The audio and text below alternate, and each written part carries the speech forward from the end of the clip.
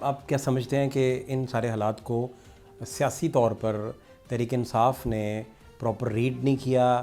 اور اس ریڈنگ کے نتیجے میں کوئی ایسی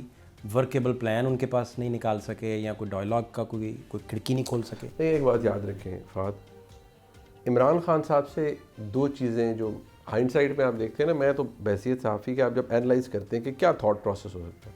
عمران خان صاحب کو خود بھی نہیں پتا تھا کہ میں اقتدار سے نکلنے کے بعد کتنا پاپولر ہوں گا۔ عمران خان کے جس دن انہیں تحریک عدم اعتماد کے نتیجے میں نکالا گیا، اگلے دن جو آؤٹ پور ہوا سڑکوں پہ وہ آرگینک آؤٹ پور تھا، لوگ نکلے عمران خان کے لیے۔ پھر آپ دیکھیں کہ لوگ کہتے ہیں چلی نہیں جی وہ اسٹیبلشمنٹ نے انہیں جتوا دیے بائی الیکشنز، نہیں، وہ ایک ہوا چلی تھی عمران خان کی، اور وہ چلی اور وہ پیک کر گئی۔ Imran Khan by July 2022، July August, Imran Khan by for بہت آگے جا چکے تھے سب سے۔ جو غلطی عمران خان صاحب سے ہوئی وہ شاید خود بھی اور جو ان کے پھر ساتھ لوگ تھے وہ نہیں یہی کہتے تھے، جن میں کچھ کہتے تھے تیرا باپ بھی دے گا آزادی تو فلان اور یہ اور وہ ایک چیز، وہ ایک اس ریاست کا، اس ملک کا وہ ڈی این اے بھول گئے کہ بھائی یہ تو نیشنل سیکیورٹی سٹیٹ ہے، آپ فوج سے پھڈا کر کے نہ اقتدار میں آ سکتے ہیں تو نہ سکون سے رہ سکتے ہیں۔ عمران خان صاحب نے ایک نیا شوق پالا کہ اچھا یار میں اب اتنا پاپولر ہوں تو میں تو انہیں نیا آرمی چیف اپنی مرضی کا نہیں لگانے دوں گا۔ جو غلطی عمران خان صاحب سے ہوئی وہ سب سے بڑی یہ تھی۔ اگر وہ اس چیز سے دور رہتے اور صرف یہ پی ڈی ایم کی حکومت کی ایسی تیسی پھیرتے رہتے تو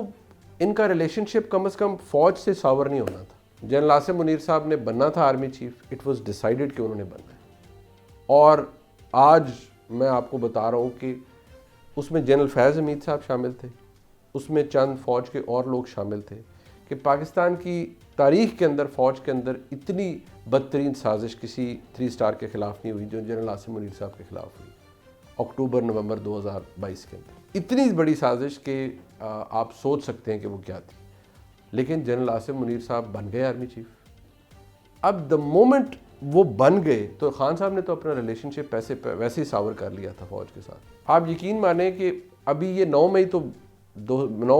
2023 میں ہوا نا، میں بار بار اس بات کو کیوں کرتا ہوں کہ اس سے آپ کو تھوڑا کانٹیکسٹ سمجھ آئے گا۔ میں نے دسمبر 2022 میں after having a good luck at things, میں نے کہنا شروع کر دیا تھا کہ عمران خان صاحب نے جو کر دیا ہے اس کی معافی نہیں ملے گی، اور وہ معافی نہیں ملی۔ کیا آپ ریڈ کر پائے ہیں پاورفل حلقوں سے یا گورنمنٹ کے حلقوں سے نوشتہ دیوار وہ کیا لکھ کے بیٹھے ہیں، کچھ جو آپ بتا سکیں اس پیپر میں سے نکال کے؟ ویسے تو جو پیپر آپ لہرائیں گے ہوا میں وہ خالی ہوگا اور ایک ایکسپرٹ میوزیشین کی طرح،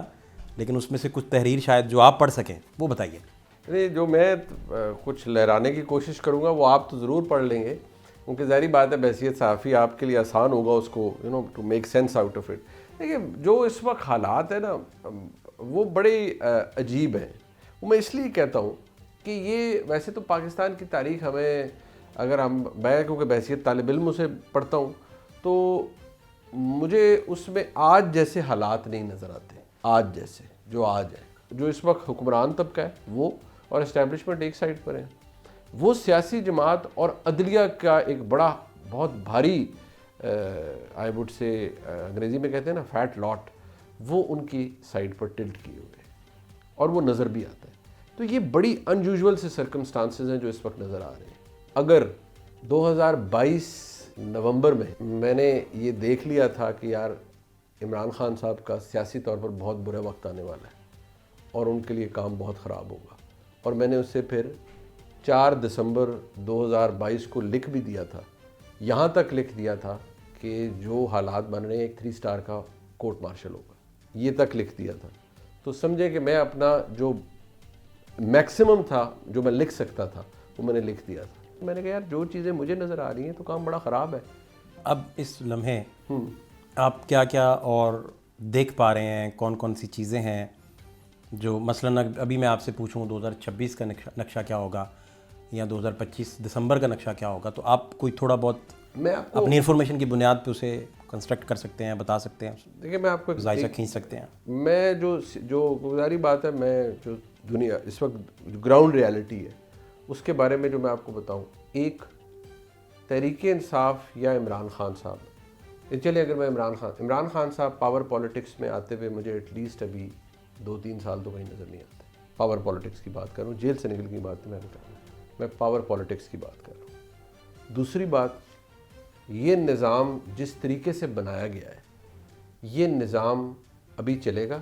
اور اس نظام کو, اس حکومت کو, یہ جو آج ہے شہباز شریف صاحب نے, اسے کسی بیانیے کی ضرورت نہیں ہے کہ ان کا بیانیہ کوئی نہیں ہے, ان کے پاس بیچنے کے لیے کچھ نہیں ہے, سیاسی نیریٹو کوئی نہیں ہے. نو نو نو,